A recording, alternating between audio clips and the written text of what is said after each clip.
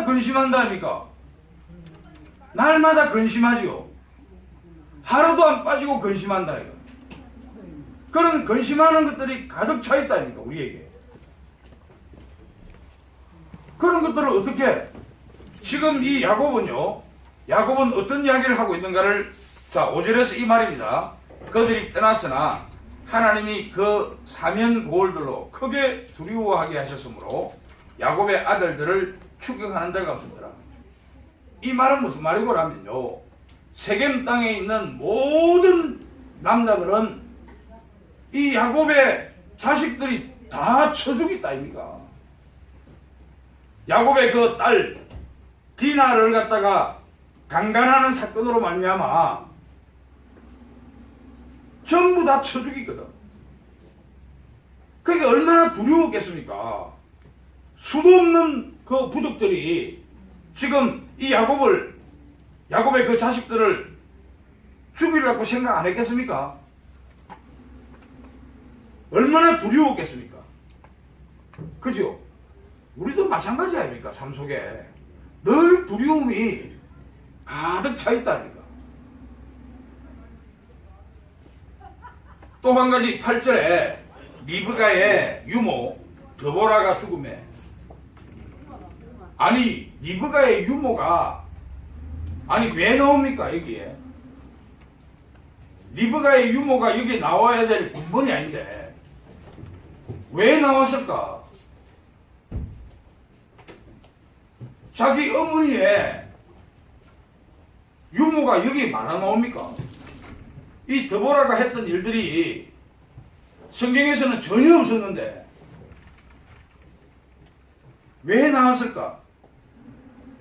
이 말은 무슨 말이고라면요, 리브가 자기 어머니가 죽었어요. 야곱을 보기 전에. 그럼 누가 야곱을 보필하고 어머니 대신 했겠습니까? 유모가 했을 거 아니에요, 그죠? 이 말은 뭐냐라면요, 네가 교회 올 때 야곱처럼 반응을 하고 교회에 들어오는 자에게 하나님은 약속을 하는 기라. 두 가지 약속을 합니다. 크게. 이제는 유모와 같이 사람이 이를 돌보는 것이 아니고 이제는 하나님인 자기가 이제 내가 너를 돌보겠다라고 이야기하고 있는 대목입니다.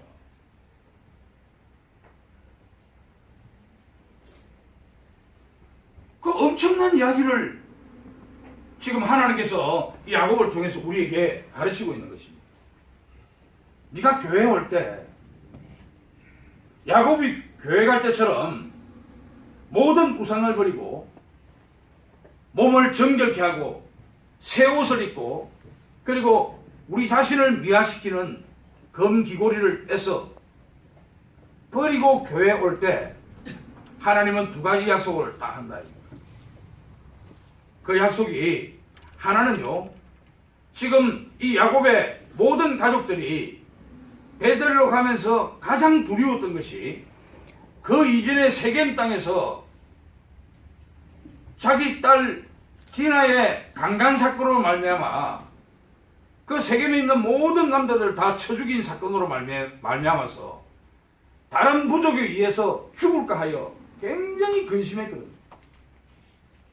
그런데 5절에 보니까 그 근심이 그들이 다 떠났으나 했습니다. 하나님이 그의 사면 고을로 크게 두려워하게 하셨으므로 하나님이 하셨다라고 이야기합니다. 야곱의 아들들을 추격하는 자가 없었더라. 우리의 근심 걱정을 추격하는 어떤 악한 것들이 일어나지 않는다라고 가르칩니다. 이만큼 교회가 중요합니다. 교회 올 때 야곱처럼 해야 돼요. 야곱이 교회 올 때 반응했던 것처럼 우상을 숭배해서도 안 되고 또 자기 몸을 정결케 하고 그리고 새 옷을 입고 그리고 내가 나를 미화시키기 위해서 만들었던 그 금귀고리를 버리고 이렇게 교회에 와야 되는 겁니다. 그래서 그렇게 할 때 하나님께서는요, 우리에게 두 가지의 큰 약속을 합니다. 하나는 우리의 모든 삶 속의 근심과 걱정들, 우리 안에서 일어나는 모든 덜지들의 생각들, 그리고 빈대들이 갖고 있는 생각들, 정갈들의 생각들이 깨끗하게 없어진다는 겁니다. 이런 생각들이 우리를 사로잡아서 근심을 일으킵니다.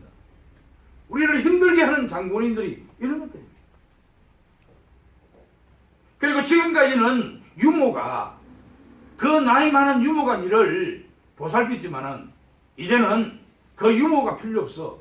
하나님인 내가 너를 돌보겠다라고 이렇게 이야기하고 있는 대목이 아닙니다. 우리가 만약에 하나님께서 우리를 돌본다 이러면 얼마나 힘이 생기겠습니까? 두려움이 있을 수 있겠습니까?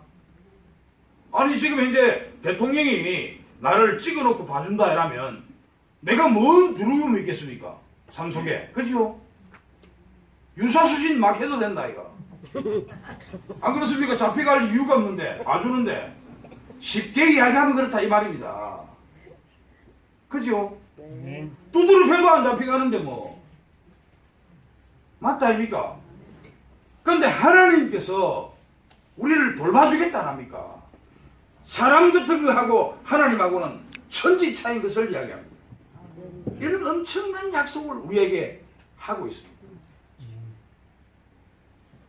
이래도 교회 갈 때 이 마음을 안 가지랍니까? 얼마나 좋은 마음입니까? 베드로에게 똑같이 예수님은 이야기합니다. 마태복음 16장 18절 19절에서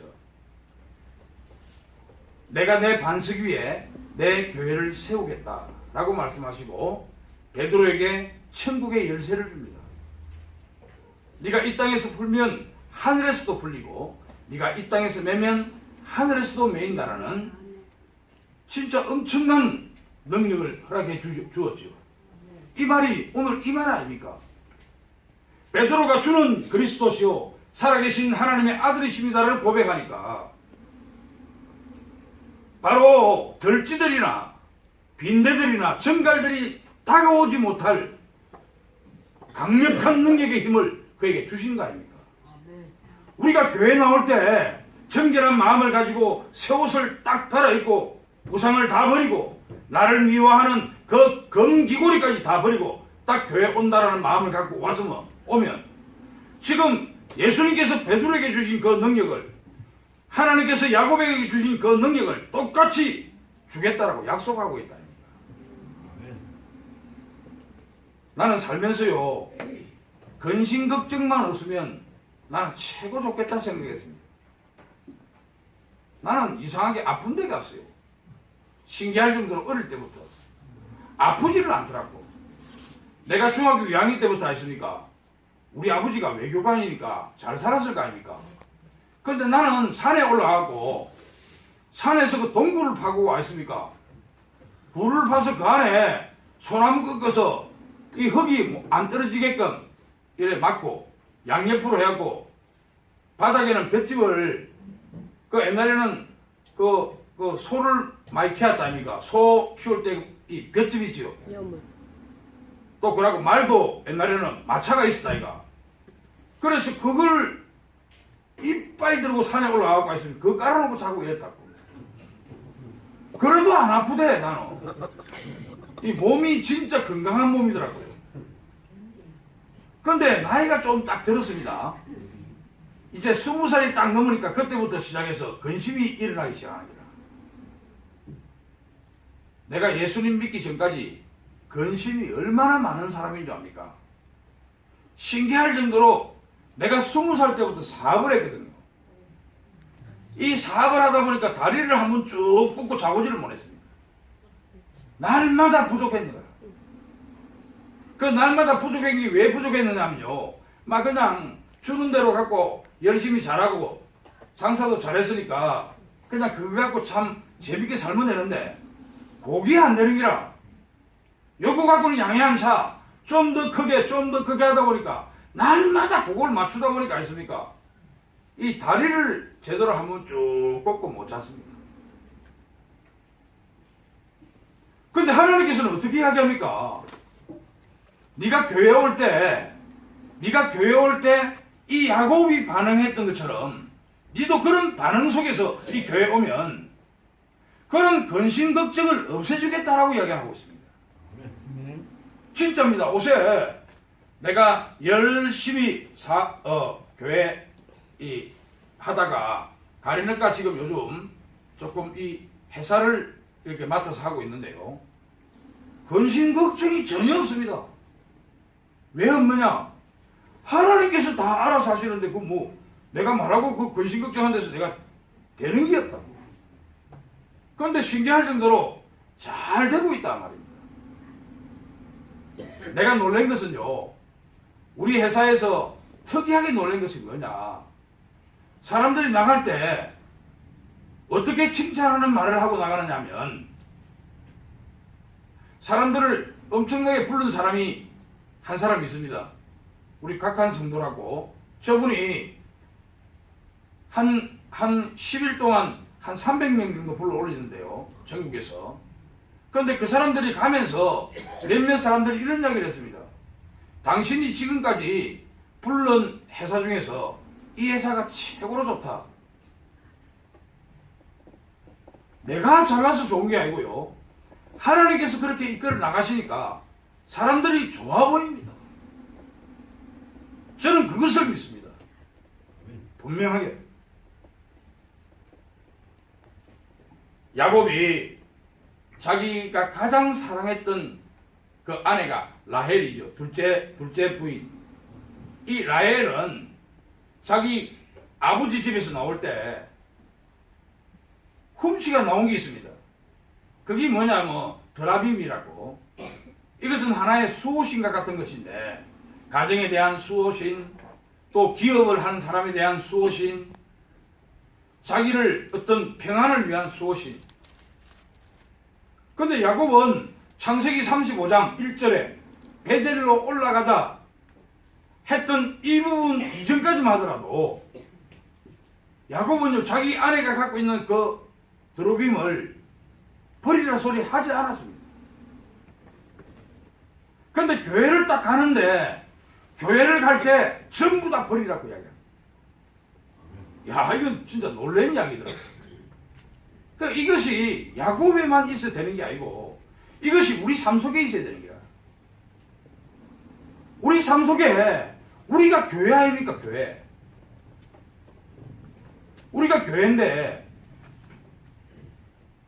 고린도전서에 사도 바울은 어떻게 이야기합니까? 고린도후서에서 우리 몸이 하나님의 성전이거든요. 그러니까 그리스도와 벨사살이 어떻게 하나님의 성전 안에 함께 있을 수 있느냐? 성전에는 딱 한 가지만 있어야 되는 거라. 교회 올 때 한 가지만 있어야 된단 말입니다. 우리가 더 나아가 신앙이 자라서 내가 어떤 삶 속에 있든지 간에 우리가 교회 아닙니까? 그러면 어떻게 해야 됩니까? 그 교회, 우리가 있는 그곳에 진짜 그리스도의 향기가 나타나야 돼요.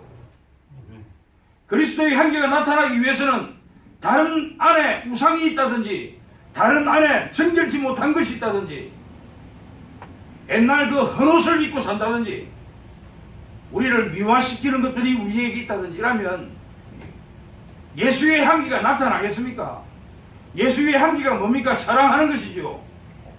섬기는 거 아닙니까? 내가 갖고 있는 것을 나누는 것이죠. 배고픈 자를 만났을 때 밥을 줍니까? 내한테 지금 돈이 10,000원밖에 없는데 이 10,000원이면 저 사람 밥을 한 그릇 사주고 나면 한 2,000원 정도 남는 것밖에 안 되는데 그때 진짜 사주느냐고.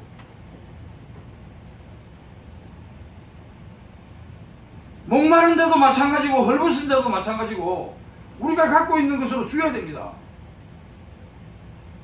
이것이 뭐냐면요, 이것이 내 안에 예수님만 계시니까 하나님의 성전이니까 그 일을 할 수 있는 겁니다.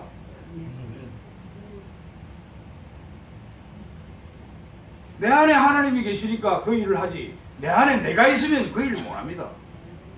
내 안에 내가 있으면요, 어떻게 하면 저 사람의 거를 내가 좀 빼들어서 내 주머니에 넣지, 어떻게 하면 내가 저 사람을 이용해서 내가 이익을 좀 갖지. 이 생각들이 더 있습니까?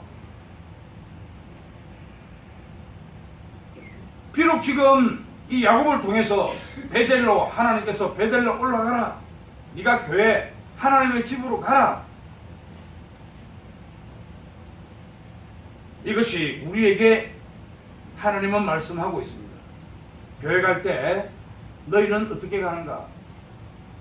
교회 갈 때 너희는 어떤 부담을 갖고 있는가? 교회 갈 때 너희는 어떤 반응을 하고 있는가? 이것을 우리에게 가르치고 있는 것입니다. 우상이라는 것이 뭡니까? 우상이라는 것은요, 자기를 위해서 있는 것이 우상입니다. 그것을 가인의 예배 이렇게 해요. 가인도 똑같이 예배를 드리는데, 가인도 1년 동안 농사를 지어서 하나님께 책곡식을 바쳤는데 무엇이 잘못됐습니까? 자기를 위해서 드린 거 아닙니까? 자기를 위해서 하나님께 바쳤다 이 말입니다. 자기를 위해서 하나님께 바치는 모든 것들은 우상입니다. 바울은 로마서 7장에서 내가 선을 행해서나 그러나 이상하게 내 안에 자꾸 악이 나온다라고 말합니다. 그게 무슨 말입니까? 나는 선을 행했는데 신기할 정도로 내 안에 악이 나오거든요. 그것은요, 자기를 위해서 바친 것입니다. 하나님께서. 이것을 우상 이렇게 해요.